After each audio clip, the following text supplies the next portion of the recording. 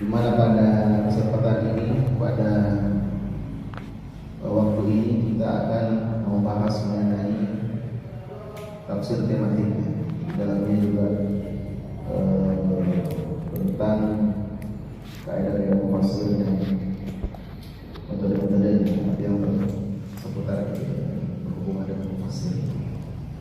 Tetapi tentunya tema ini adalah tafsir mawdu'i. Jadi tafsir mawdu'i ini adalah metode ya. Jadi al-mawdu'i itu bahasa Arabnya tafsir tematik ya. Tafsir al-mawdu'i diartikan dengan tafsir tematik. Jadi tafsir ini kan dasarnya ini, pembagian metode ini ada 4. Yang pertama adalah tafsir ijmali atau tafsir yang membahas secara komprehensif. Ada juga tafsir mawdu'i yang kita bahas sekarang adalah tafsir yang membahas ayat Al-Quran secara tematik. Yang kedua, kemudian yang ketiga adalah tafsir tahlili, ialah tafsir yang membahas ayat-ayat Al-Quran secara mendalam. Kemudian yang keempat, tafsir muqarrah.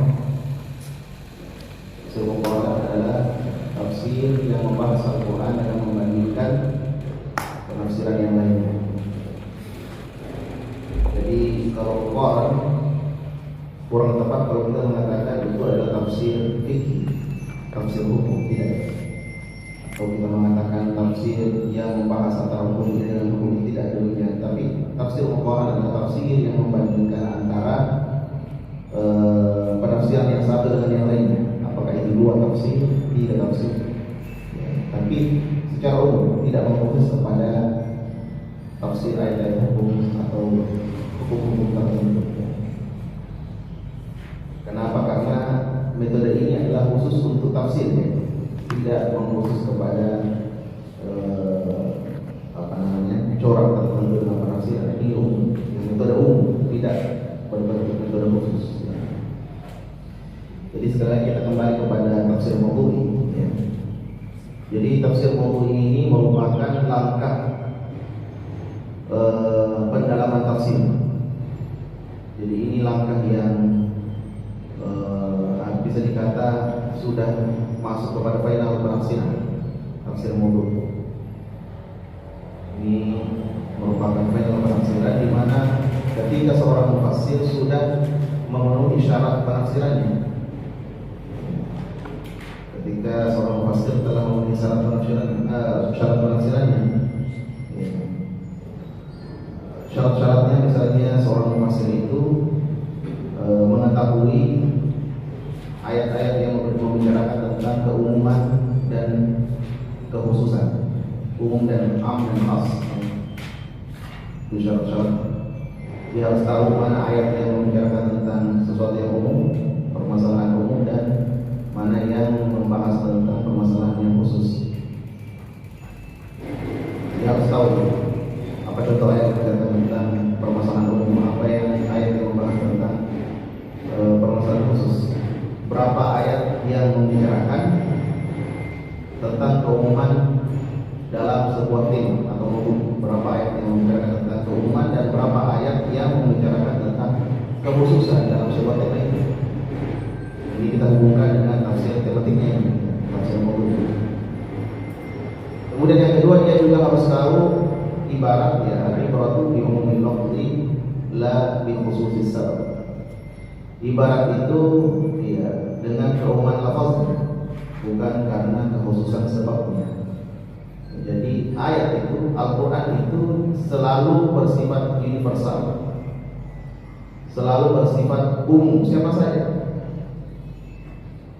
Apakah di tahun 2022 atau sebelumnya, atau di tahun 2023, itu selalu berlangsung ya, selalu berjalan hukumnya, selalu berjalan aturannya Al-Quran. Ini khusus untuk Al-Quran. Tetapi tafsir tidak. Tidak semua tafsir diberlakukan di setiap tahun, tidak. Tetapi ayat berlaku setiap tahun. Ayat selalu berlaku setiap waktu, setiap detik, tidak pernah habis. Itu juga yang diterapkan di zaman Nabi, itu juga yang diterapkan saat ini. Karena kenapa? Karena bentuknya yang bersifat umum, tidak mengkhususkan sesuatu. Walaupun tadi ada yang dikatakan khusus, ya. Tapi khusus ini juga bisa berubah menjadi umum. Ya. Jadi Al-Quran itu bersifat umum. Contoh misalnya bersifat khusus, Rasulullah SAW diperintahkan untuk sholat tahajud. Ayatnya wa minal laili fatahajjad bihi nafilatan laka asa an yab'atsaka rabbuka maqaman mahmuda. Salat tahajud ini khusus kepada Nabi, wajib untuk beliau. Salat tahajud itu berlaku di zaman Nabi tetap. Tetapi tahajud tetap berlaku sampai sekarang. Seperti ini. Jadi ada kekhususan, di balik kekhususan itu ada keumuman. Tetap boleh dilaksanakan oleh umat Islam untuk mengikuti sunnah Rasul. Jadi kewajiban Rasul dia tahajud, sunnahnya kita. Berarti dalam memahami ayat ini bersifat umum. Tetapi kekhususannya kepada Nabi, pemahamannya umum. Berikutnya, dia juga harus mengetahui perbedaan qiraat. Dalam sebuah ayat, karena itu mempengaruhi penafsirannya nanti. Dan mempengaruhi penafsirannya. Jadi ketika seseorang tidak bisa menerapkan sebuah qiraat dalam kehidupannya, qiraat itu berhubungan dengan hukumnya, maka dia harus mengambil bentuk qiraat yang lain. Kalau berubah bentuk qiraatnya, maka akan berubah bentuk hukumnya, maka akan berubah juga bentuk penafsirannya. Misalnya, ya ayyuhalladzina amanu in ja'akum fasiqun binaba'in fatabayyanu. Di qiraat yang lain mengatakan fatasabbatu. Kalau dia tidak bisa melaksanakan fatabayyanu, maka dia harus melaksanakan fatasabbatu. Kuatkanlah dalil-dalil informasi ketika didatangi orang yang fasik. Fatasabbatu. Dia itu fungsi qiraat. Ketika seorang tidak mampu melakukan fatabayyanu, ya, baik itu karena faktor dirinya yang berbahaya atau karena faktor situasi, maka ia harus melakukan fatasabbatu. Tidak bisa melakukan fatabayyanu karena yang melakukan yang fasik itu misalnya seorang presidennya, misalnya yang seorang pemimpin, maka ia harus melakukan fatasabbatu dengan mengumpulkan informasi atau mengumpulkan bukti-bukti karena tidak dia mampu melawan misalnya penguasa. Ini contoh saja. Kemudian yang keempat adalah yang berikutnya, perubahan penulisan. Perubahan penulisan ini juga bisa masuk dalam ilmu qiraat. Bisa masuk dalam ilmu qiraat karena adanya perubahan penulisan. Misalnya di setiap mushaf dalam ilmu qiraat itu dia akan berubah penulisannya. Misalnya yarkab ma'an, ya bunayya yarkab ma'an, itu bisa yarkab ma'an, dia bisa juga yarkab ma'an. Yarkab ma'an, bisa juga yarkab ma'an. Apa penafsirannya ketika dikatakan yarkab ma'an dan apa penafsirannya ketika dikatakan yarkab ma'ana? Ini juga dihubungkan dengan ilmu tajwid, ilmu tajwid atau ilmu yang membahas tentang hukum-hukum aturan dalam membaca Al-Quran itu berhubungan di dalam mushaf kita yukhadi'un Allah walladzina amanu hafs al-asim, tetapi ketika kita berpindah kepada Nafi', jadi kita berpindah kepada Nafi' atau kita pindah kepada Warsh, itu akan berubah menjadi yukhadi'un Allah walladzina amanu wa ma yukhadi'una illa anfusahum. Apa nafsanya ketika menjadi yakhda'una kemudian berubah menjadi yukhadi'un. Itu yakhda'una bisa jadi bermakna dia wa ma yakhda'una illa anfusahum tertipu, tapi dia tidak merasa dia tertipu. Tapi yukhadi'una dia sudah tahu dirinya tertipu tapi sengaja untuk menipu, ya pura-pura padahal dia tahu itu yukhadi'una. Misalnya itu dalam tulisan bentuk mushaf qiraat ya, atau dalam tulisan itu. Kemudian siap Al-Quran. Siap Al-Quran itu adalah rentetan ayat-ayat Al-Quran. Itu juga dipelajari. Apa yang dibahas sebelum tema itu dan apa yang dibahas setelah tema itu. Apa yang dibahas surah sebelum tema itu dan apa yang dibahas setelah tema itu dari bentuk surah ya, itu diperhatikan sebelum dan sesudah. Dan ini banyak permasalahannya, dan setiap syarat-syarat mufassir itu oleh ulama itu berbeda-beda. Jadi untuk menguasai atau mendalami tafsir Mawdu'i ini dibutuhkan pembacaan atau bacaan yang kuat, fondasi yang kuat. Ketika fondasinya kuat, insya Allah tafsir Mawdu'i atau hasil dari usaha dalam menafsirkan Al-Quran secara tematik itu akan kuat sesuai dengan fondasinya. Tapi kalau fondasinya lemah, maka hasilnya pun akan lemah juga. Oke, sekarang kita masuk kepada tafsir Mawdu'i ya. Tadi itu sudah masuk pembahasan syarat-syarat mufassir. Maka kita akan membahas mengenai tafsir Mawdu'i. Jadi tafsir Mawdu'i adalah sebuah metode atau teori yang tidak ditafsirkan oleh mufassirnya sesuai dengan urutan mushaf. Artinya penafsirannya itu tidak mesti harus sesuai dengan urutan mushaf. Tidak mesti harus Al-Fatihah dulu, kemudian Al-Baqarah, setelahnya kemudian Al-Imran, kemudian An-Nisa dan seterusnya. Tidak mesti. Boleh An-Nisa dulu, kemudian boleh Al-Fatihah dulu. Ya, bisa dari juz 30 ke juz 29 boleh. Itu ciri khas dari tafsir tematik. Ya. Tidak mesti harus berurutan. Kenapa? Karena tidak semua tema di dalam ayat-ayat Al-Quran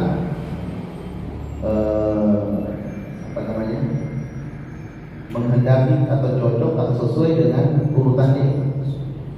Tetapi kalau kita bisa mengurutkan sesuai dengan urutan mushaf, misalnya dari Al-Fatihah ke Al-Baqarah, ya, di urutan surahnya, maka kita lebih baik lagi karena mengikuti bentuk atau penulisan Al-Quran.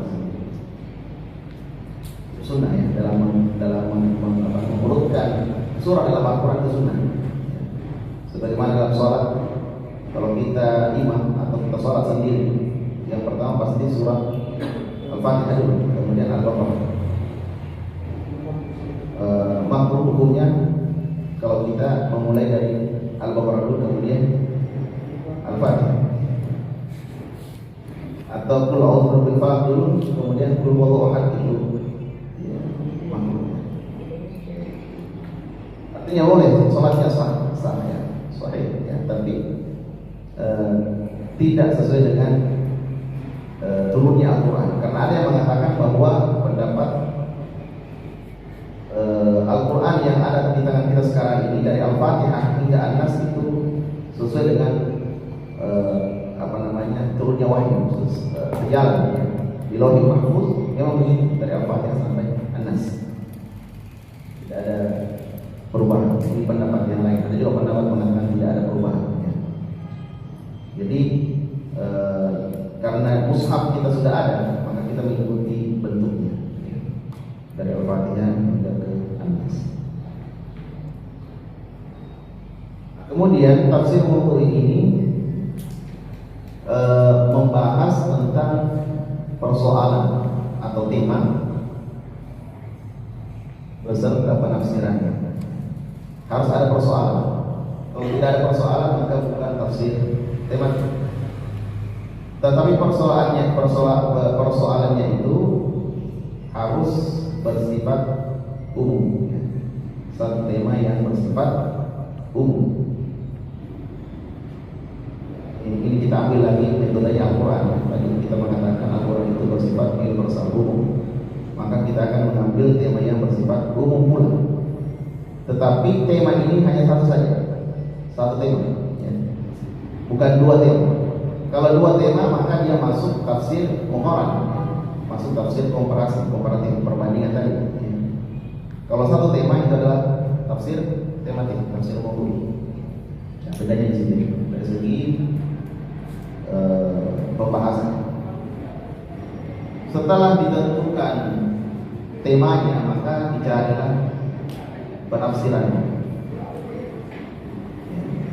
Misalnya tema apa sekarang yang marak, yang terkenal, yang viral ini, temanya apa? Misalnya sekarang marak ditemukan anak-anak muda zaman sekarang, ya, melakukan joget-joget di TikTok, ya, misalnya TikTok. Kalau dicari dalam Al-Quran, TikTok kan tidak ada. Nah, kalau yang semacam TikTok ini, dia masuk tema apa dalam Al-Quran? Jadi kita cari. Mainan. Tema apa? Ya. Nah, ini kan kita pusing, ya. Maka perlu penelusuran TikTok ini lebih ke arah mana dia dalam pengistilahan Al-Quran. Al-Quran, ya, bukan hadis. Jadi sekali lagi, jangan sampai pindah ke hadis, karena temanya adalah tafsir temanya harus Al-Quran. Bagaimana TikTok ini, permasalahan TikTok ini kan permasalahan sebuah tema umum. Dia cocoknya masuk di istilah Al-Quran yang mana? Apakah laghun, ya, innamal hayatud dunya la'ibun, atau permainan? TikTok ini masuk la'ibun atau laghun, ya, sandaguro atau berubah diri, atau masuk dua-duanya? Innamal hayatud dunya la'ibun wa laghun, itu TikTok, ya.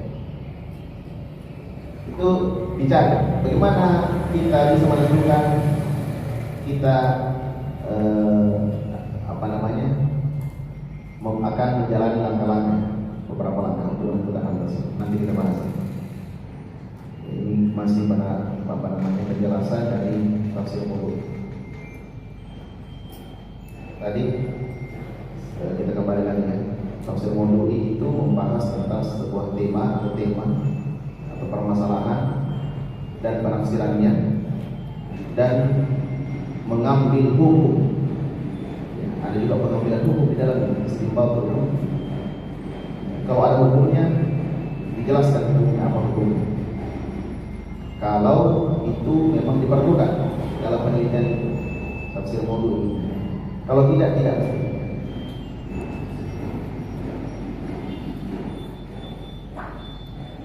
Kemudian di dalamnya juga ada maqasid Al-Quran. Apakah di dalam tafsir tematik ini ada maqasid Al-Quran di dalamnya? Maqasid Al-Quran itu misalnya adakah yang di dalamnya membahas tentang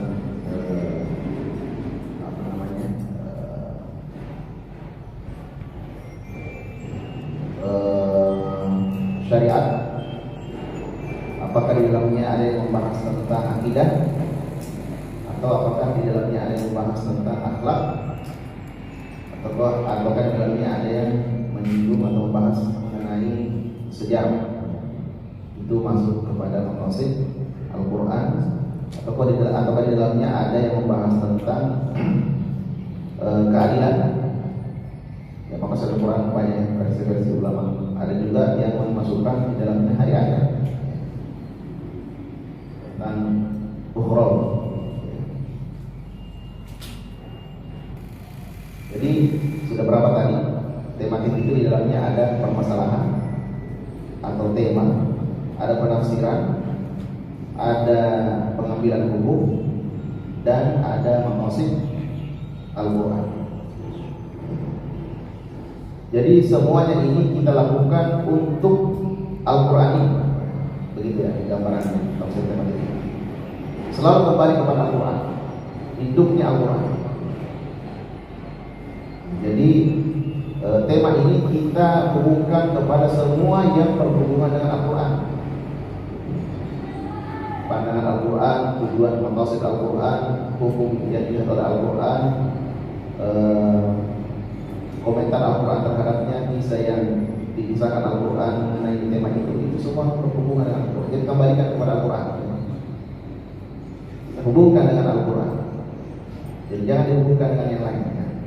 Ketika seseorang membahas tentang tafsir tematik, ketika dia lebih condong kepada hadis, itu bukan tafsir tematik. Karena tafsir tematik ini lebih fokus kepada Al-Quran, bukan kepada hadis. Boleh memasukkan hadis, tapi jangan terlalu banyak. Jangan terlalu banyak hadisnya dibanding ayatnya. Tapi yang betul itu adalah ayatnya lebih dominan dibanding hadisnya. Tidak mengapa dimasukkan hadis, tetapi ayatnya yang dominan. Dan ayatnya pun ini juga terkadang bermasalah. Ketika ayat sangat sedikit, nah itu tidak dikatakan tafsir tematik. Jadi tafsir tematik itu harus banyak ayat-ayat di dalam. Harus banyak ayat-ayat di dalam. Tapi kalau misalnya masalah TikTok, berarti kita tentukan dulu permasalahan TikTok ini masuk pada istilah Al-Quran ini yang mana di situ masuknya. Kalau misalnya laibun, berapa kali disebutkan dalam Al-Quran? Kalau misalnya dia masuk kepada lahun, berapa kali disebutkan dalam Al-Quran? Kalau banyak, berarti masuk syarat tafsir tematik. Kalau tidak, berarti tidak masuk.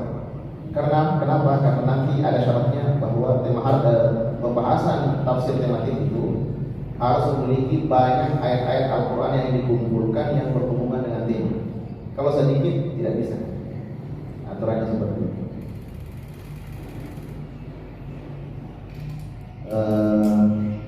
Kita kembalikan tadi kepada temanya tadi ya. Ada permasalahan tafsir tematik mengenai tema.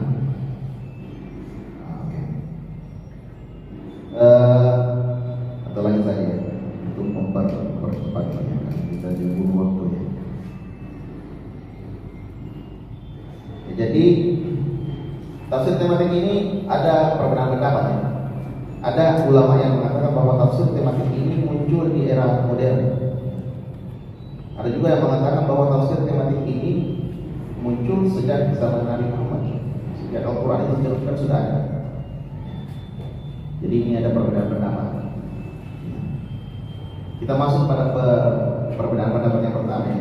Mengatakan bahwa tafsir tematik ini sudah ada sejak zaman Nabi, yaitu diistilahkan dengan tafsir Al-Quran Al-Quran, penafsiran Al-Quran dengan Al-Quran. Apa yang dimaksud penafsiran Al-Quran dengan Al-Quran, yaitu menafsirkan Al-Quran dengan ayat yang lainnya berdasarkan hadis Nabi SAW. Harus ada dasar hadis. Harus ada dasar hadis.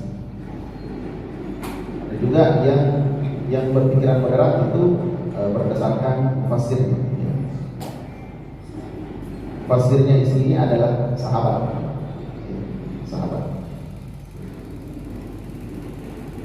Kemudian yang berpikiran moderat lagi itu tadi harus penafsiran tadi. Misalnya yang paling sering kita dengar itu ya, siratal ladzina an'amta alaihim. surah Al-Fatihah. Tafsirannya apa itu? An'amta alaihim di surah An-Nisa, ulaika alladzina an'ama Allahu alaihim minan nabiyyin was-siddiqin wasyuhada'i was-shalihin. Itu tafsir Al-Quran dengan Al-Quran, tafsir ayat Al-Quran dengan ayat Al-Quran. Itu dianggap sebagai tafsir maudhu'i oleh ulama terdahulu, ya, ulama salaf. Jadi kalau tafsir ayat dengan ayat itu digolongkan tafsir tematik. Jadi kalau seperti itu tentang siapa itu an'amallahu, maka semua yang membahas tentang orang yang mendapatkan nikmat itu dimasukkan ke dalam situ. Siapa yang Allah berikan nikmat, semua dibahas di situ. Di dalamnya ada para nabi, as-siddiq, asy-syuhada, dan orang saleh. Itu semuanya. Yang seputar itu akan dibahas. Tentunya dengan ayat Al-Quran. Kemudian tafsir tematik yang kedua yang dianggap oleh ulama atau yang dikatakan tafsir tematik ini sudah lahir sejak zaman Nabi, ya, adalah tafsir ayat-ayat hukum. Tafsir ayat-ayat hukum. Tafsir yang membahas tentang hukum, atau ayat-ayat yang membahas tentang hukum. Ayat yang membahas tentang hukum ini ulama berbeda pendapat. Ada yang mengatakan bahwa ayat Al-Quran yang membahas tentang hukum itu ada 100. Ada juga yang mengatakan 150. Ada juga yang mengatakan 200. Ada juga yang mengatakan 500, dan yang terakhir adalah 600. Itu jumlah ayat-ayat hukum dalam Al-Quran. Ini tentunya kalau kita bahas mengenai hukum, wah ini sangat bagus, ya, karena banyak ayat yang membahas tentang ini. Jadi ini berpeluang untuk masuk kepada penelitian tafsir tematik. Misalnya apa?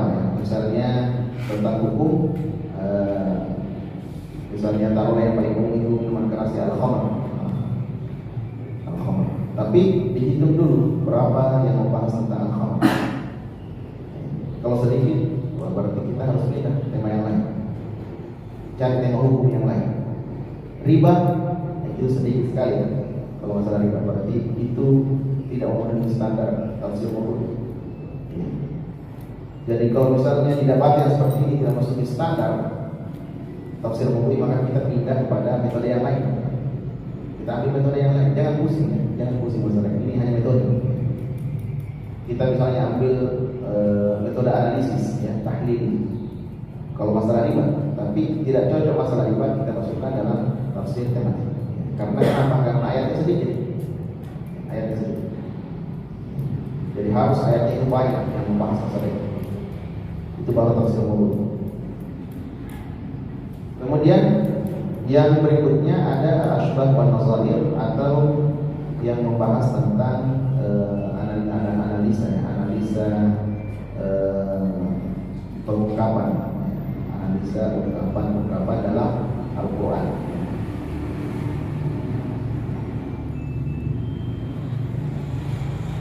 Ada kitab namanya Al-Ashbah wan Nazair karya Sa'ali. Ada juga kitab Al-Ashbah wan Nazair fil Qur'anil Karim karya Muqatil bin Sulaiman. Ini banyak kitab-kitabnya. Jelasnya dia membahas mengenai permasalahan Al-Ashbah wan Nazair, ayat-ayat yang serupa atau yang mirip, ya. Kemudian ada analisanya, dianalisa. Misalnya ayat yang membahas tentang qa'adah dan jalasa, ya, misalnya jalasa. Apa perbedaan jalasa dan qa'adah? Misalnya sama-sama duduk, kan? Jalasa duduk, qa'adah duduk. Nah, seperti itu. Kemudian berikutnya ada juga yang menggolongkan tafsir tematik itu adalah penelitian penafsiran. Penelitian penafsiran seperti an-nasikh dan al-mansukh, ayat yang dihapus dan yang menghapus.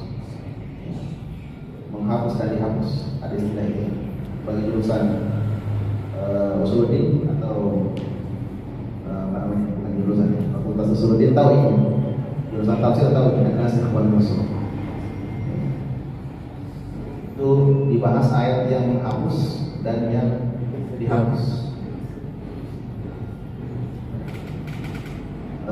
Misalnya ayat yas'alunaka 'anil khamri dihapus oleh ayat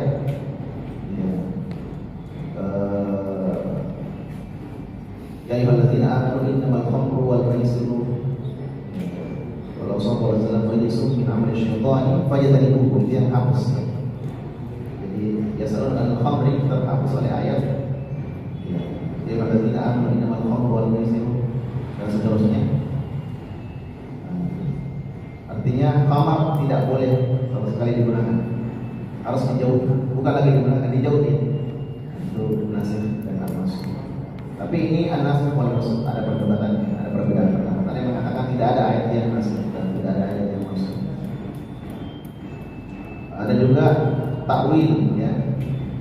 Ada masalah takwil musyriqul Quran atau pentakwilan Al-Quran, ayat-ayat yang syubhat ditakwilkan atau ditafsirkan, ya. Jadi ini pembahasan ulumul Quran, ya, dimasukkan dalam tafsir tematik. Makanya ini kalau kita cari-cari referensi, ini kita pusing tafsir tematik ini yang mana sebenarnya. Ada yang mengatakan ini, ada juga yang mengatakan ini. Itu kita pelajari sekarang.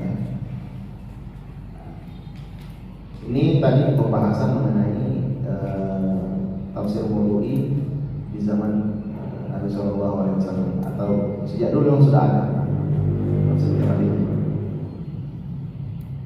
Kemudian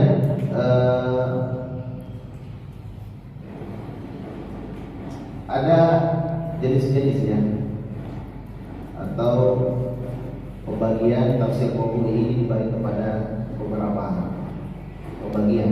Yang pertama adalah ini bentuknya adalah yang pertama seorang peneliti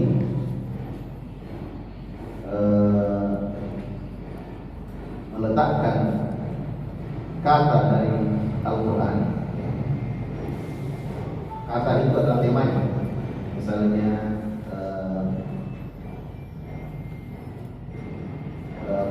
misalnya as-shalah, kalimat kata-kata, ya. Jadi kata itu dalam bahasa al-kalimat, ya. Misalnya kata as-shalah, ya. Itu dijadikan nanti tema tentang sholat misalnya. Kemudian mengumpulkan semua kata sholat itu, ya, di dalam penelitiannya itu, di dalam bukunya, ya, itu ditulis semua. Kemudian dilihat dari segi bahasanya dulu, bahasanya. Jadi ada penjelasan Quraisy, ya, mengenai bahasa dalam Al-Quran. Ya. Ini sangat membantu kita, ya, insyaallah untuk penelitian tafsir tematik. Jadi tafsir al-Misbah itu, ya, tafsir al-Misbah secara umum itu adalah tafsir tematik secara umum. Walaupun ada nanti masuk di dalamnya tafsir analisis, ya. Tapi secara umum dia tematik. Karena pola pikir Quraisy itu tidak hanya melihat kepada satu penafsiran, tapi banyak penafsiran dalam satu permasalahan. Tidak pernah, ya, atau jarang dijumpai, walaupun misalnya pernah. Kebanyakan Quraisy itu menafsirkan Al-Quran secara umum, ya. Artinya banyak penafsiran dalamnya. Quraisy mengatakan bahwa penting sekali kita memperhatikan kata, ya, dalam Al-Quran dan penafsirannya. Setiap mufassir berbeda caranya menjelaskan sebuah ayat atau sebuah tema. Tafsir misalnya mufassir A, dia menjelaskan ini, ya, dalam sebuah tema. Misalnya sholat, penafsir A penjelasannya sholat ini. Penafsir B penjelasannya sholat ini. Penafsir C penjelasannya sholat ini, ya. Tetapi apa yang menarik di situ? Setiap mufassir pasti akan atau lebih condong kepada penafsiran yang ada pada zamannya. Penafsir A akan menafsirkan pada zamannya dan keadaannya. Penafsir B akan menafsirkan sesuai dengan keadaannya. Penafsir C akan menafsirkan sesuai dengan keadaannya. Kalau penafsir A berada di zaman perang, maka dia akan lebih membahas masalah perang. Kalau penafsir B lebih banyak di zaman perdagangan, maka dia akan membahas banyak masalah perdagangan. Hubungannya dengan sholat misalnya perdagangan, hubungannya sholat dengan perang misalnya. Itu kan sudah beda kan? Karena beda-beda situasi mereka. Ya. Kemudian yang kedua, menurut Quraisyhab adalah pengistilahan fasir itu. Tidak boleh dia menafsirkan penafsirannya itu sesuatu yang tidak pernah didengar atau diistilahkan oleh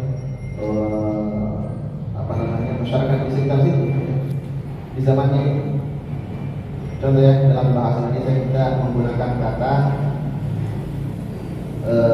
misalnya dalam bahasa Bugis, misalnya itu bahasa Bugis yang kita sering gunakan di sini adalah di misalnya taruh di asalnya adalah hum ya, hum atau kum ya.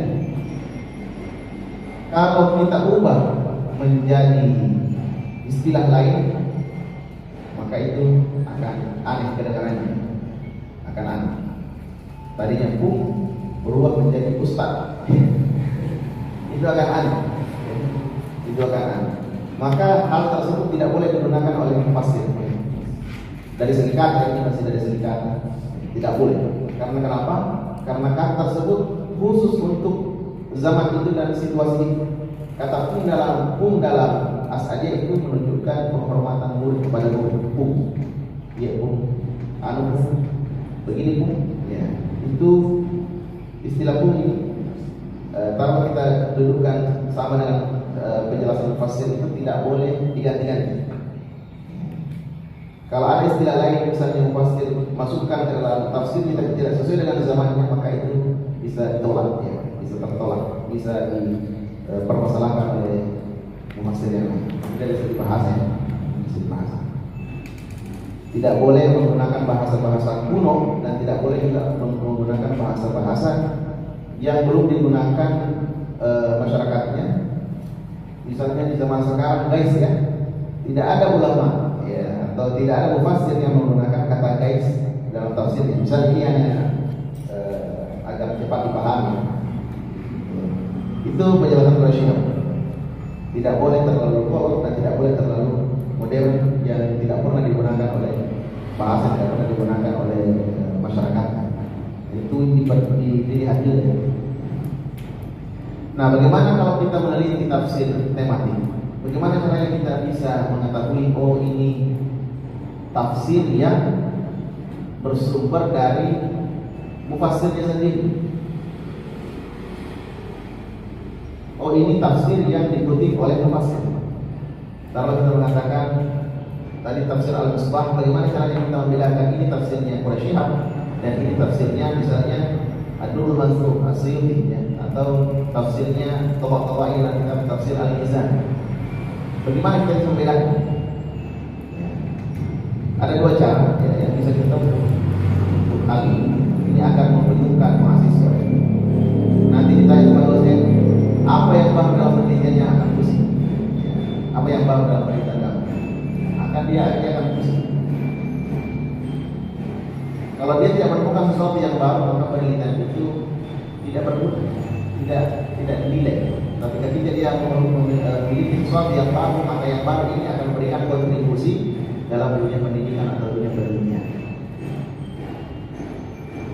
Begitu juga halnya kalau kita mencari penafsiran dalam bentuk tematik, yang mana sebenarnya di sini hasil dari upaya Quraisyhab dalam menafsirkan Al-Quran, dan mana di sini yang dikutip oleh Quraisyhab dalam menafsirkan Al-Quran dalam pembahasan tafsir tematik. Ini yang intinya dalam pembahasan kita hari ini. Ini intinya tafsir tematik. Karena kebanyakan mengutip itu berarti hanya memindahkan perkataan orang di dalam tafsir tematik kita, penelitian tematik kita. si A mengatakan ini, misalnya Al-Marawi mengatakan ini, ya. Ibnu Katsir mengatakan ini, At-Tabari mengatakan ini, Ali-Sabuni mengatakan ini, Ali As-Saiz mengatakan ini. Terus apa yang kita dapat sebenarnya? Apa yang kita temukan? Mana pendapatnya kita sebagai mahasiswa itu? Kalau tidak ada pendapatnya mahasiswa dalam tafsir tematik itu, berarti tafsir tematiknya itu tidak ada yang baru. Artinya hanya memindahkan referensi sebelumnya ke dalam tulisannya, kemudian ditulislah namanya. Nama mahasiswa di Institut Agama Islam As'adiyah tahun 2022 misalnya. Apa bedanya? Ini harus ada yang penuh. Jadi kita belajar tafsir tematik. Di sini ada buku, ya, nanti saya akan perlihatkan bagaimana ulama kita mengkaji tafsir tematik ini dalam bukunya. Ini mereka ini adalah Syekh Muhammad Al-Ghazali, ulama Al-Azhar, dan Muhammad Abdul Barras, dia juga adalah dosen di Universitas Al-Azhar. Bagaimana cara mereka dalam mengkaji tafsir tematik ini? Mudah-mudahan saya bisa menyelesaikannya dengan cepatnya sebelum kita semua ngantuk. Semangat ya, jangan ada apa namanya sedikit tidur. Walaupun kita sedikit tidur, tetapi banyak ilmu itu tidak apa-apa. Kalau banyak tidur gara-gara hanya sesuatu yang tidak bermanfaat atau masalah, bisa menyesali akhirnya. Semua manusia yang bisa, tapi kita harus berusaha tidak bisa. Berikutnya ya, bagaimana caranya kita bisa membedakannya? Langsung aplikasinya. Bagaimana caranya kita bisa membedakan mana tafsirnya Quraisy Shihab dan mana tafsirnya, mana kutipan dari mufassir sebelumnya. Di dalam tafsir Al-Misbah itu bisa kita temui. Yang pertama, ketika Quraisy Shihab mengakui penafsirannya sendiri, ya, menurut penulis, menurut Quraisy Shihab, menurut hemat saya, menurut ini, itu adalah penafsirannya Quraisy Shihab jika itu ditemukan, ya. Itu berarti penafsiran pribadi. Misalnya, ketika Quraisy Shihab mengomentari ayat yang dalam surah Ar-Rahman ayat 33, ya ma'syaral jinni wal insi in istata'tum an tanfudhu min aqtaris samawati wal ardi fanfudhu. Ya ma'syaral jinni wal insi, wahai segenap kaum jin dan manusia, in istata'tum, jika kalian mampu untuk keluar dari langit dan bumi, keluar dari yang namanya langit dan bumi, fanfudhu, silakan coba. Ya. Banyak mufassir menurut Quraisy Shihab, ya. Banyak mufassir yang menafsirkan bahwa ayat tersebut menunjukkan bahwa manusia bisa sampai ke planet-planet, bisa sampai ke bulan. Ini ayat ini, ya, penafsiran ini, ya masyaallah, ini luar biasa. Ini sebab man tanfuzu min aqtaris samawati wal ardi fanfuzu. Tapi menurut Quraisy Shihab itu tidak sesuai dengan ayat Al-Quran. Karena yang dimaksud ayat Al-Quran di sini, ya ma'syaral jinni wal insi in istata'tum an tanfuzu min aqtaris samawati wal ardi fanfuzu la tanfuzuna illa bisultan. Allah menyuruh kita untuk lari dari langit dan bumi. Manusia dan jin, silakan keluar dari langit dan bumi kalau kalian bisa. Tapi tidak ada yang bisa, kan? Bahkan jin tidak bisa keluar dari langit dan bumi, tetap di sini tinggal bersama kita. Manusia juga bisa sampai di Mars, tapi apakah dia bisa melewati yang namanya langit dan bumi? Kan tidak bisa. Manusia belum bisa sampai ke langit, hanya bisa sampai ke langit. Ya. Apakah manusia bisa sampai ke langit kedua? Juga belum bisa. Langit pertama saja mati-matian. Apakah manusia sudah mengunjungi semua planet? Tidak. Mengunjungi semua bintang? Tidak. Hanya beberapa saja. Hanya beberapa saja. Jadi yang dimaksud, yang menurut Quraisy Shihab, yang dimaksud di sini, ya masyaallah ini wal insi, adalah menantang manusia agar bisa kabur dari langit dan bumi. La tanfuzuna illa bisultan, tidak ada yang bisa melakukan itu kecuali sultan, yaitu Allah Subhanahu wa taala. Jadi di dalam tafsir itu menurut penulis, dalam tafsir ini menurut penulis itu menunjukkan bahwa Quraisy Syihab memberikan penafsiran. Menurut penulis, yang dimaksud dalam surah Ar-Rahman ayat 33 bahwa ya masyaallah itu menunjukkan bahwa akhirat, menunjukkan akhirat. Karena yang hanya hidup di akhirat nanti yang kekal itu hanya Allah Subhanahu wa taala. Semuanya mati, ya, begitu. Bahkan malaikat pencabut nyawa pun mati, ya. Yang tinggal hanya satu, yaitu Allah. Menurut Rasyihab, ayat ini menunjukkan tentang ukhrawi atau akhirat. Karena yang hanya mampu kabur dari langit dan bumi, keluar dari langit dan bumi hanya Allah Subhanahu wa taala. Itu contoh dari tafsir tematik ini. Tadi kan apa indikator bahwa ini tafsir tematik? Karena Quraisy mengatakan bahwa banyak mufassir yang menafsirkan bahwa penafsiran ini menunjukkan bahwa manusia mampu sampai ke luar angkasa. Nah, itu. Ya. Tapi ini tidak ditemukan di tafsir Al-Misbah, ya, penafsiran tadi. Ini ditemukan di penafsiran tematiknya di membumikan Al-Quran. Nah, itu nanti dibahas ya, kenapa bisa seperti itu. Oke. Lanjut kita percepat. Nah, jenis yang kedua tadi jenis yang pertama ya. Tadi jenis yang pertama. Mengumpulkan semua ayat-ayat yang kemudian dilihat dari segi bahasa. Yang kedua adalah mengumpulkan ayat-ayat Al-Quran dilihat dari segi sebuah permasalahan, kemudian dianalisa dan didiskusikan dan dikomentari dan penjelasan hukumnya dalam Al-Quran. Nah, ini lebih mendalam lagi. Kalau metode yang seperti ini dilakukan dalam tafsir tematik, dianalisa dulu, kemudian didiskusikan, diperdebatkan, mana yang mendebat ulama, siapa penafsir yang mendebatkan ahli, siapa yang berpendapat, berapa ulama yang berbeda pendapat, berapa ulama yang sepakat dalam penafsiran ini. Ulama yang dimaksud adalah mufassir, bukan ulama fikih atau bukan ulama filsafat, tapi mufassir. Jadi itu harus diperhatikan. Karena ini adalah tafsir tematik. Ini pembagian yang jenis keduanya. Jenis ketiganya ya, adalah membahas sebuah tema di dalam penelitian, tetapi objeknya hanya satu surah saja. Objeknya hanya satu surah saja. Misalnya objeknya hanya misalnya surah Al-Baqarah saja, ya. Atau misalnya dalam surah Ali Imran saja. Jadi semua Ali Imran dihubungkan dengan tema yang dibahas.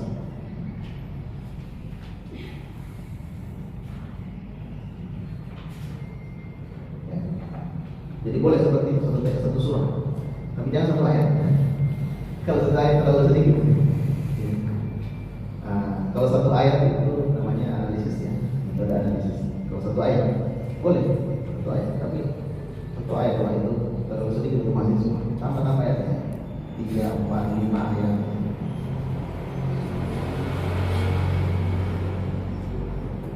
Itu yang ketiga ya. Jadi saya tidak sebutkan semua nama kitab-kitabnya ya. Ini jadi dalam pertemuan ini saya mengambil referensi dari kitab Mu'uz Usul Tafsir Muhammad Ibnu karya Wahab Abu, referensi bahasa Arab, referensi Arab, bukan referensi Indonesia atau referensi Barat.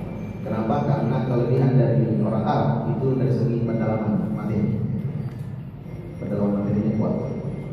Tetapi kalau orang Barat, terutama juga Indonesia, dia lebih fokus lebih kuat pada pendalaman teori. Jadi karena tema kita adalah tafsir tematik lebih kepada tema, maka kita fokus kepada pendalaman temanya. Walaupun sebenarnya di dalam kitab ini masih banyak belum disebutkan ya.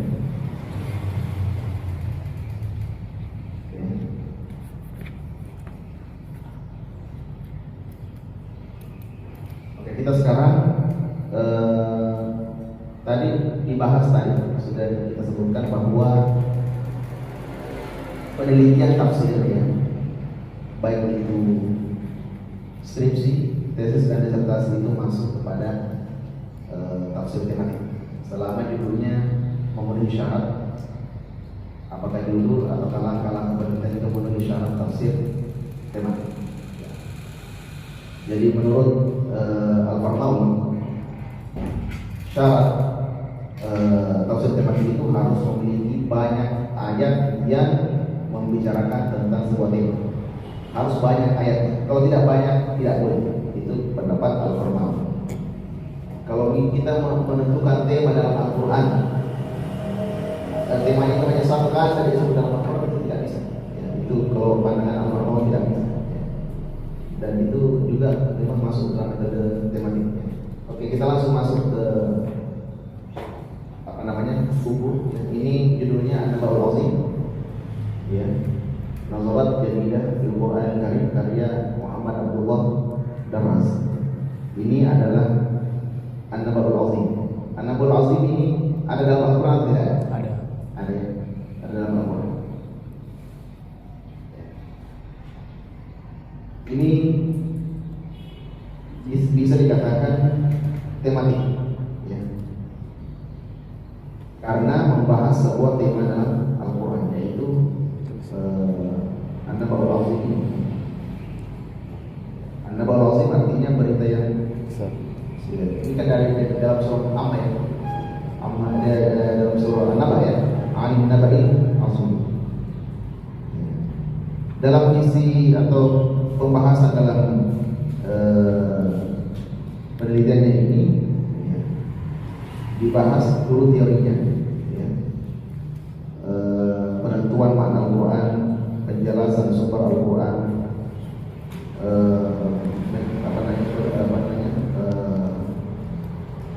penelitian tentang sumber Al-Quran. Ya. Tidak boleh mesti Al-Quran itu diambil dari seorang yang pakar, ya ahli. Lebih banyak dari segi metodologi. Kemudian masuk kepada ciri khas Al-Quran, itu ringkas, ijaz, ya. Kemudian masuk kepada temanya ya, dalam Al-Quran. Ya, misalnya dibahas mengenai surah Al-Baqarah. Ya. Di dalam surah Al-Baqarah ini dibahas tentang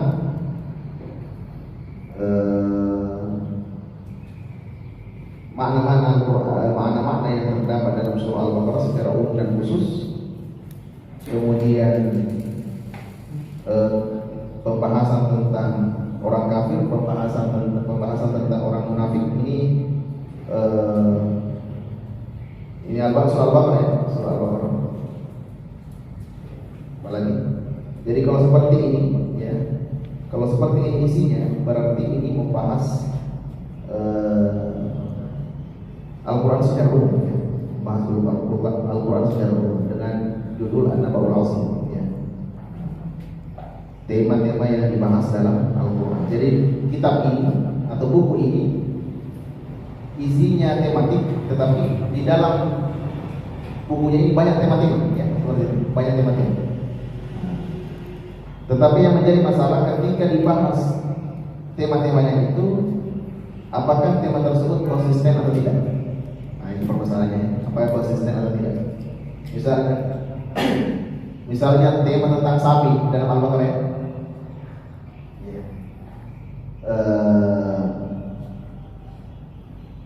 Qul qawlan rabbaka lana ya. Qul qawlan rabbaka yubayyin lana ma hiya. Innal baqara tasyabaha alaina wa inna insyaallah. Nah, Al-Baqarah ini apakah ketika membahas Al-Baqarah sapi itu tetap konsisten kepada sapi atau konsisten misalnya konsisten kepada Bani Israel? Ini kan sapi di sini di zamannya Bani Israil. Ketika dia membahas tentang sapi, apakah betul-betul sapinya yang terus ditelusuri atau Bani Israil ini? Nah, itu ya. Nah, itu makanya kita harus pelajari yang namanya tafsir tematik. Jangan sampai kita ya sebagai mahasiswa ya salah memahami tafsir tematik. Jadi judulnya sapi di dalam surah Al-Baqarah, ya, atau ontologi mengenai sapi yang dibahas dalam surah Al-Baqarah. Ternyata isinya yang dia cari siapa pemilik sapi itu. Tidak nyambung. Bahasa kasarnya tidak nyambung goblok ya. Itu harus kita ketahui. Banyak kan mahasiswa tidak paham masalah itu ya.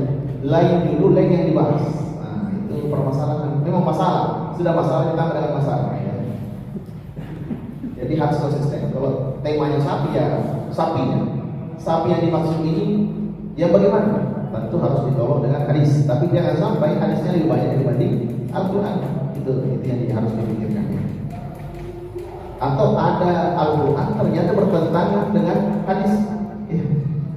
Di dalam Al-Quran sapi di Bani Israil, tapi dalam hadis sapi di Bani atau di zaman Nabi yang lain, bukan di zamannya Nabi Musa, sebelum atau setelahnya. Nah, itu harus diperhatikan. Kemudian yang berikutnya ini adalah karya Syekh Muhammad Al-Ghazali, Al-Muhawwirul Khamsah bil Quran Al-Karim. Nah, jadi ini percakapan 5 hal dalam Al-Quran, pembahasan dalam Al-Quran. Berarti ini kalau seperti ini, tema di dalam tema, banyak tema di dalam. Nah, ini juga modul tema di dalam tema. Kita lihat tema-tema apa di dalamnya. Yang pertama adalah Allahul Wahid, Allah itu Esa. Nah, dilihatlah, dikumpulkanlah semua ayat yang membahas tentang Allah itu Esa. Kemudian ini satu tema. Tema berikutnya adalah Al-Qawl dalu ala khaliqi, alam itu menunjukkan kepada penciptanya. Itu tema lagi. Tema berikutnya Al-Qasasul Quran, bagaimana Al-Quran mengisahkan kisah-kisahnya, contohnya bagaimana. Itu tema lagi. Al-Ba'ts wal Jaza, ya. Kebangkitan dan pembalasan. Itu tema lagi. Dikumpulkan ke semua ayat yang membahas tentang itu. Kemudian tema yang kelima adalah Maidan tarbiyati wa tasyriyah, ya. Ini ranah pendidikan dan syariat. Di dalamnya ma yuhibbullahu wa ma la yuhibbu, apa yang disukai Allah dan apa yang tidak disukai. Ini mendidik kita apa yang sebenarnya disukai Allah, apa yang tidak disukai oleh Allah. Nah, ini pendidikan dalam segi spiritual ya, dari segi agamanya. Nah, ini contoh-contoh ya. Tetapi tidak semua kitab yang seperti ini itu memenuhi standar kita ya dalam penelitian matematik. Jadi kita harus betul-betul periksa ya. Kita harus periksa apakah ini memenuhi syarat atau tidak. Nah, ini seperti itu. Kemudian carilah yang baru dalam penelitian kita. Apa yang baru? Sebaik-baik mahasiswa peneliti itu ketika ia berhasil menemukan penelitian yang baru yang tidak pernah ditemukan oleh orang lain. Judul boleh mirip, ya, boleh mirip, tetapi hasil penelitiannya tidak boleh sama.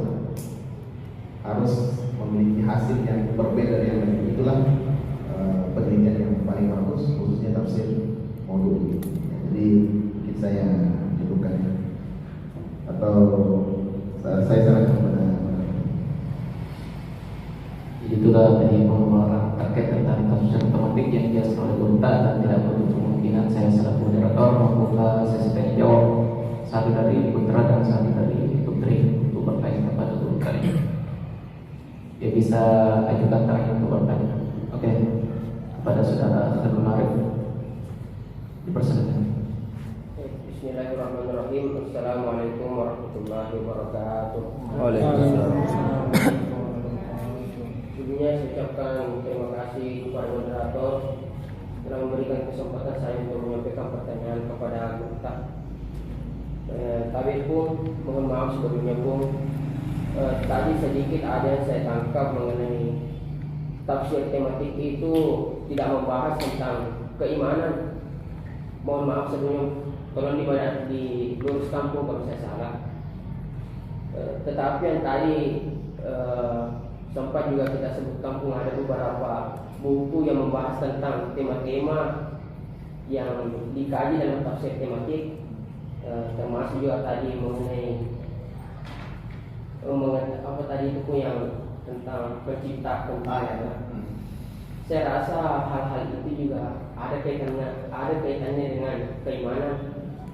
Kemudian yang kedua yang saya ingin tanyakan pun ini mungkin agak sedikit melenceng dari pembahasan kita sore ini. Mengingat beberapa hari yang lalu ada teman saya bertanya tentang hadis universal dan lokal, dan saya rasa itu juga sedikit mengambang di pemikiran saya pun, jadi saya cari-cari di Google mengenai hadis itu, apa yang dimaksud dengan hadis universal dan hadis lokal. Mungkin bisa sedikit dijelaskan pun tentang hal tersebut, karena bagi saya pribadi itu hal baru yang saya dengar kemarin pun setelah teman saya ada yang bertanya mengenai hadis universal dan lokal. Tapi kampung-kampung.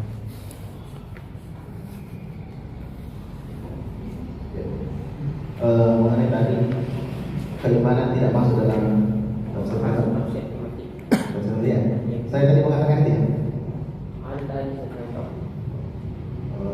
Mungkin saya salah sebelum Tapi pun karena tadi nanti keimanan itu tidak dibahas dalam tafsir tematik karena ayatnya sedikit. keimanan riba yang termasuk riba yang dibahas tentang riba. Bisa dicek ya berapa kali riba disebutkan dalam Al-Quran. Ya, itu mungkin hanya di surah Al-Baqarah saja. Riba. Kalau keimanan biasa, masalah keimanan. Bahkan itu lebih cocok keimanan. Berapa kali al-iman? Ya allazina amanu sudah. Ya allazina amanu itu sudah berapa kali kan? Ya allazina amanu itu sebenarnya mengajar karena ya. yang saya tangkap tadi begitu. Berarti mungkin ya ada kesalahan di situ. Mungkin udaranya di sini yang membelok. Masalah itu dibantu oleh udara juga tidak bisa tersampaikan kalau udara. Jadi iman itu ya cuma permasalahan iman. Kalau mau dibuktikan secara secara logis itu agak susah. Keimanan jika dihubungkan dengan logika itu agak susah, karena yang keimanan yang baik itu adalah kepercayaan hati yang paling bermain, bukan lagi logika. Bisa dilihatkan misalnya Abu Bakar mendapat kabar bahwa Nabi SAW melaksanakan Isra dan Mi'raj, langsung percaya. Abu Bakar. Nah itu kan hanya berhubungan dengan kepercayaan, bukan dengan logika. Kalau logika tidak bisa ya. Kita lompat saja terbang ya. Apalagi melakukan Isra dan Mi'raj. Tapi orang kafir Quraisy, tidak mungkin satu malam saja sudah sebelum hijrah Rasulullah SAW. Tidak mungkin Rasulullah bisa melakukan Isra dari Masjidil Haram, mengharam dalam Masjidil Aqsa, kemudian naik lagi Sidratul Muntaha. Tidak mungkin. Nah, itu kan berarti keimanan itu terkadang keimanan itu tidak bisa dilogikakan. Tapi ada sebagian bisa dilogikakan, ada sebagian, tapi tidak semua. Tidak semua. Karena akal kita terbatas, ya. Akal manusia terbatas. Sedangkan kalau berbicara masalah keimanan ini, kalau sudah membahas masalah gaib, yang gaib itu yang tidak bisa dibahas oleh akal, maka tidak mungkin bisa. Tapi ada sebagian yang bisa. Kemudian berikutnya adalah apa tadi? Hadis universal dan hadis lokal. Saya juga belum pernah membahas mengenai hadis. Kalau yang hadis universal itu masuk kepada hadis al-ijmali. Hadis ijmali. Seperti tadi hadis tafsir ijmali. Ya. Artinya kalau tafsir ijmali, tafsir yang berbentuk universal. Kemudian kalau hadis ijmali itu masuk hadis yang universal. Artinya bisa dipaham secara umum. Ya. Kalau hadis yang lokal itu saya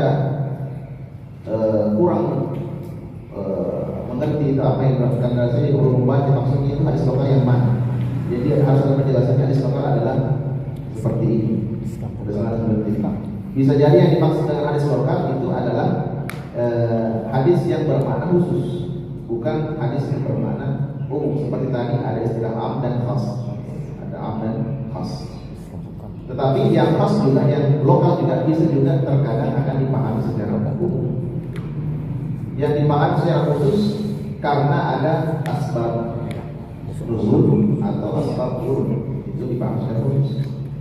Kalau dipahami secara umum karena ada penafsiran yang menafsirkan sesuatu tafsir ayat atau hadis itu secara umum, tidak hanya itu saja. Nah, itulah yang dinamakan dengan penafsiran modern. Karena penafsiran modern itu lebih kepada hal-hal yang baru, bukan lagi di zamannya Nabi. Mereka menafsirkan sesuatu yang baru lagi. Apa penafsiran modern? Misalnya penafsiran tasawuf yang bercorak tasawuf, penafsiran yang bercorak filsafat. Ya. Artinya di dalam penafsiran itu banyak dibahas tentang tasawuf. Kalau filsafat banyak yang dibahas tentang istilah-istilah filsafat. Ya, istilah-istilah. Oke, kemudian terakhir untuk bagi putrinya yang bertanya, silakan dibantu. Oke, kepada saudari Isnawati, silakan.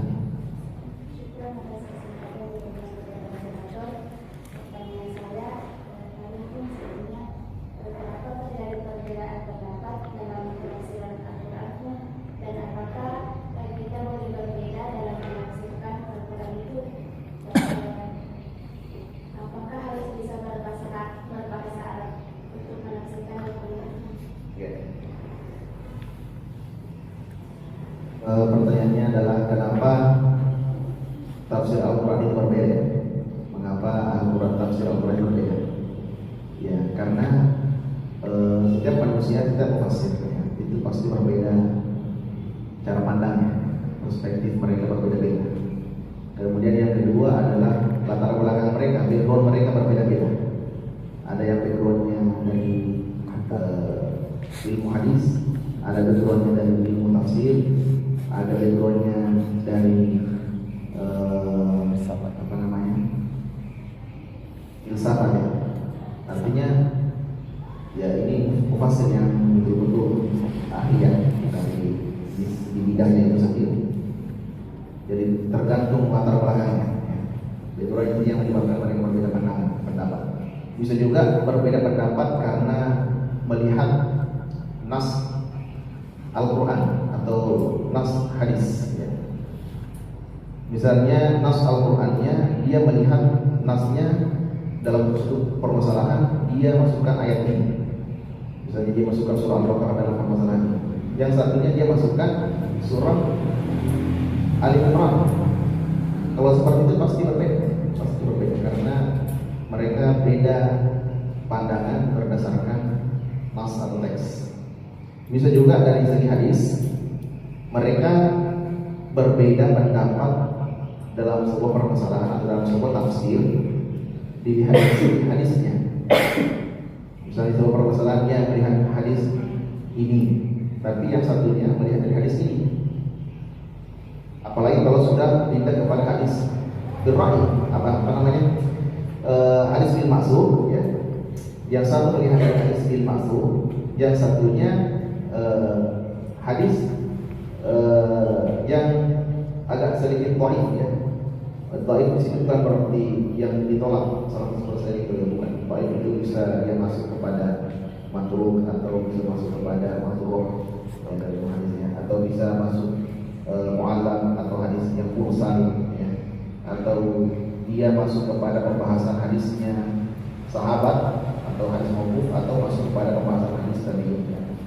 Itu kan dari situ pengambilan hadis itu bisa menyebabkan hasil yang berbeda. Metode yang berbeda akan menghasilkan hasil yang berbeda pula. Betul. Kemudian yang kedua tadi apa?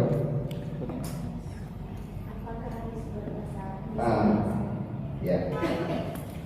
Apakah penafsiran itu harus berbahasa Arab? Atau bagaimana? Ini seperti zamannya Nurul Ta'asad dulu. Kalau Nurul Ta'asad khutbah itu berbahasa Arab. Guru tak memberikan fatwa bahwa atau berikan perintah bahwa tidak boleh khutbah dengan berbahasa Inggris, harus berbahasa Arab. Ya. Tetapi lama kelamaan aturan tersebut diubah oleh guru tak membolehkan orang berkhutbah Kalau penafsiran Al-Quran ditafsirkan dengan bahasa Arab, itu akan lebih dekat dengan makna asli. Karena penafsiran itu ada beberapa pendekatannya. Ada karena faktor kesamaan, ada faktor jenis, ya, ada musyarak, ada am, ada nawa'i, ya, ada 4 semuanya. Banyak. Itu dalam bahasa. Misalnya ada yang lafaz, ini lafaznya ayat Al-Quran, mau ditafsirkan, mufassir memberikan penafsiran yang agak mirip dengan lafaz yang tadi menggunakan bahasa Arab. Tapi ini kan lebih dekat kalau bahasa Arab. Tapi kalau kita pindah ke bahasa Bugis, wah itu akan jauh sekali. Bahkan ada yang mengatakan bahwa Al-Quran itu tidak bisa ditafsirkan dan tidak bisa sampai maknanya kalau digunakan bahasa lain. Tapi ada yang mengatakan bahwa tidak mungkin tafsir Al-Quran itu ditafsirkan di bahasa Arab saja, harus ditafsirkan dengan bahasa sesuai dengan bahasa kaumnya. Wa arsalna rasulillah bilisani qaumi, harus sama. Rasul itu mereka berdakwah sesuai dengan bahasa kaumnya, maka Al-Quran itu harus ditafsirkan sesuai dengan bahasa lokal setempat, ya, atau bahasa masyarakat setempat itu. Nah, makanya di dalam di negara Republik Indonesia ini banyak tafsir Nusantara. Ya. Ada tafsir Marah Habib, ada juga apa lagi? Tafsirnya Guru Tak, misalnya Guru Tak Ismail, tafsir Al-Munir. Ada juga tafsirnya Guru Tak Yusuf.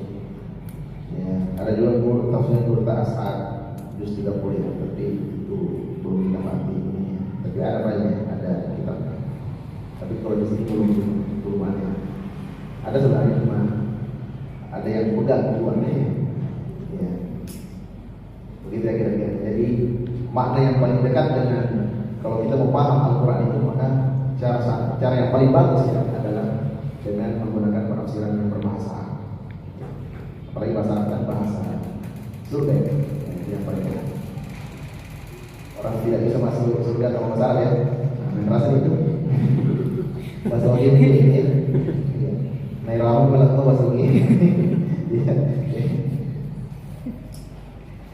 Syukur pun atas penjelasan terkait tentang tafsir tematik ini, dan alhamdulillah mudah-mudahan ini sangat bermanfaat bagi kita. Jadi bisa diambil kesimpulan sebagai kita mahasiswa, calon mahasiswa, saya tadi menangkap bahwa ketika ingin menafsirkan sebuah ayat, kita harus lebih tahu referensi tafsir-tafsir sebelum kita, yang istilahnya kalau kita lahir kita lihat referensi pendapat bagaimana. Tapi sebaliknya pun di mahasiswa ini aneh, karena tidak menambahkan atau tidak mentabayunkan, justru mengcopy paste baru jadi makalahnya. Itu jadi masalah kita di kampus itu banyak terjadi. Jadi terakhir pun ada pihak kampus yang beri ampun.